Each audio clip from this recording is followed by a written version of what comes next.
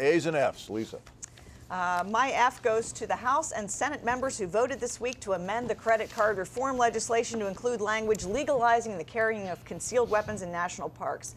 These members included 105 Democrats in the House and 27 in the Senate. And for many of them, at least, this vote was not an exercise of principled disagreement with their party's position, nor was this even an example of how business gets done in Washington.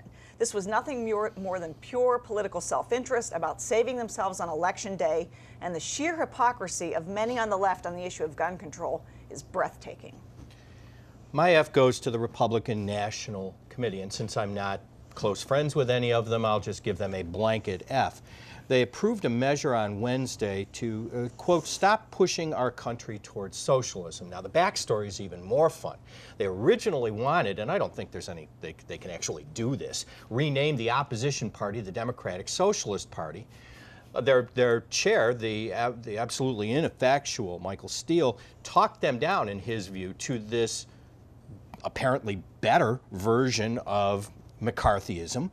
And it shows a couple of things. First of all, the debate in this country has gotten so low. We've just talked about it in the show. The second thing that it's done is it showed that Steele can't control his own party, and it doesn't bode well for the Republicans. And third, they don't know what a socialist is. I'm giving an F to Procter & Gamble for its Hope for Victims campaign.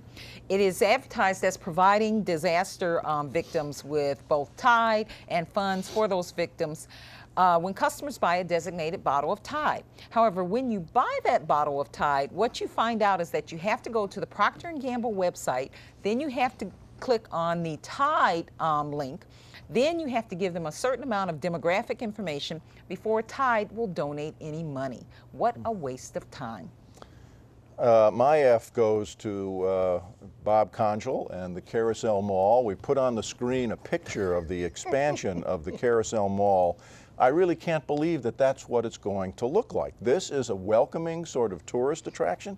This thing looks like a fortress or a possible state prison to house the people from Guantanamo. Please, Mr. Conjal, tell me that this is just a concrete shell that is going to be removed at the opening to reveal the light, glassy, open, airy building you all promised. You promised to us.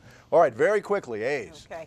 My A goes to the Memorial Day weekend tradition called Flags In which members of the Army, Navy, Air Force, and Marines carefully and meticulously place flags on every service member's grave at Arlington Cemetery, 1 foot from and centered in front of every gravestone. This is a most worthwhile undertaking and a striking reminder of what Memorial Day weekend is all about. Absolutely, an A should go to Dan Wegman. $2 million to the Hillside Work Scholarship Connection Program that helps academic high school students at risk. Number 5 best company to work for, according to Fortune magazine. We're lucky that he's sharing the wealth. I'm giving an A to Kathy Mezzalingua. She's the outgoing president of the Friends of the Onondaga County Public Library.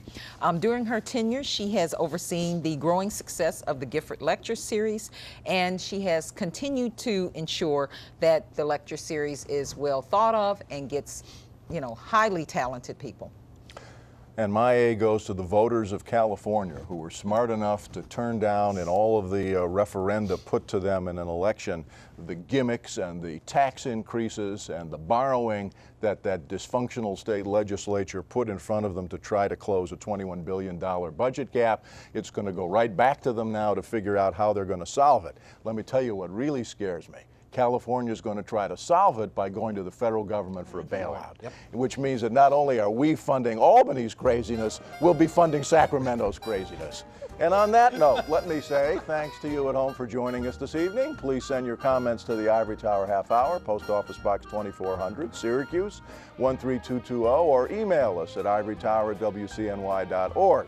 To view our weekly A's and F's, just go to WCNY.org and click on the YouTube icon. This is David Rubin saying have a nice Memorial Day weekend, keep debate alive, and we will be here next Friday.